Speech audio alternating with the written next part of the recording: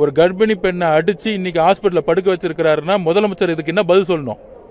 Sekar Babu daily முதலமைச்சரோட வீட்டில் தான் உட்கார்ந்துட்டு இருக்காரு. இதுக்கு யார் பதில் சொல்ல போறா? முதலமைச்சர் பதில் சொல்ல போறாங்களா?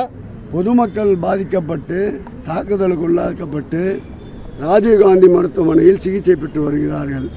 அதை குறித்து யாராவது பேட்டி எடுத்து போட்டீர்களா?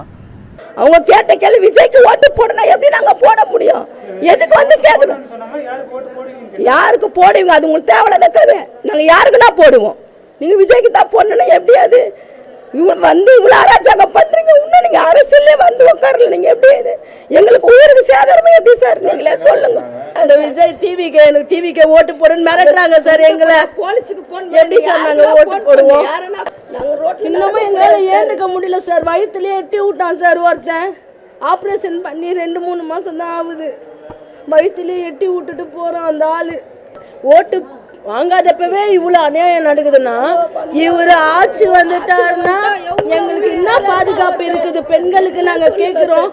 ஆட்சி வந்தானா நாங்க ஓட்டு போட மாட்டோம். எங்களுக்கு பாதுகாப்பே இல்லை. அவன் ஆட்சிக்கு வந்தானா நாங்க என்ன ஆவோன்னு எங்களுக்கு ஒன்றும் புரியல. எங்களுக்கு பாதுகாப்பு இல்லை சார். எங்களுக்கு